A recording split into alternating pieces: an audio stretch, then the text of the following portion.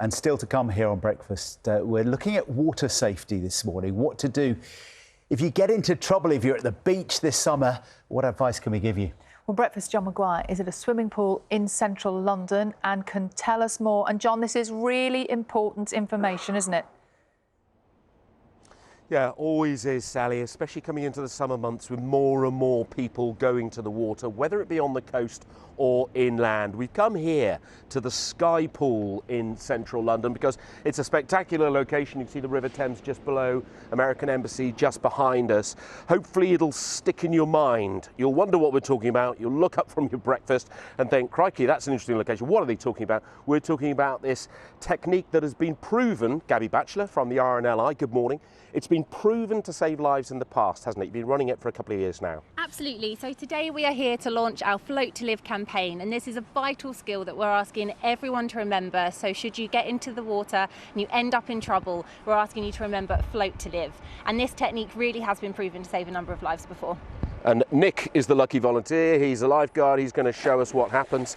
So the idea is fallen into the water accidentally, because that is how a lot of people obviously get into problems. And tell us what he does, what he needs to do. So Nick has fallen into the water unexpectedly. He is laying back on his back. He's using his head tilting backwards so his airway is clear. His ears are underneath the water submerged. He's using his arms and legs to float to keep himself up and balanced. The idea is that he's remaining calm. You really need to conserve energy should you end up in the water unexpectedly. And everyone floats differently. So you will see here, Nick, his legs are slightly starting to sink, but that's absolutely fine. The idea though is that your airway is sort of off out of the water.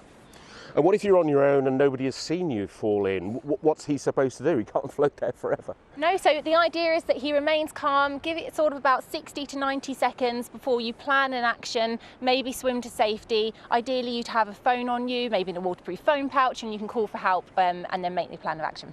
So I suppose he stays in the float position, and every now and then he should probably try to wave his arms, whatever. Yeah, absolutely. So depending where he is, he would maybe wave one arm, shout for help as much as possible. But ideally, you would always go to the coast or go to the water with someone. Tell someone where you're going, understand the risks of those environments anyhow, and then someone can call for help for you on your behalf. Call 999 and ask for the Coast Guard if you get into trouble at the coast. And the thing, Gabby, is when people do go into the water accidentally, and that's obviously the most dangerous aspect of things, often it's much colder than people realise, and they're not really prepared. I mean, Nick's got in fully clothed to demonstrate that can actually help. Yeah, absolutely. So you might have your clothes on when you fall in the water, especially this time of year. The summer's come in, the water is still very cold, and cold water shock can happen to anyone under about 15 degrees centigrade in the water. So important, the seas at the moment, they're very cold. Yeah. So just remember, remain calm, float to live, and this skill really can help save your life. All right, Gabby, thanks very much indeed. We should probably get Nick out of the water, shouldn't we? I should think, before he gets too cold. It is vital. It has been proven to save lives. We will talk to somebody who is luckily, thankfully, a living example of how this technique saved his life later in the programme. And we'll give you another demonstration as well. But remember the technique and remember the words, float to live. As I say, it could prove your life if you get into trouble in the water, especially if you go in trouble accidentally. And as Gabby was saying, the water really is very cold at this time of year. Back to you two. Wise words, John. Thank you. So good, isn't it, having a glass bottom pool so you can get all angles? That was really, really helpful.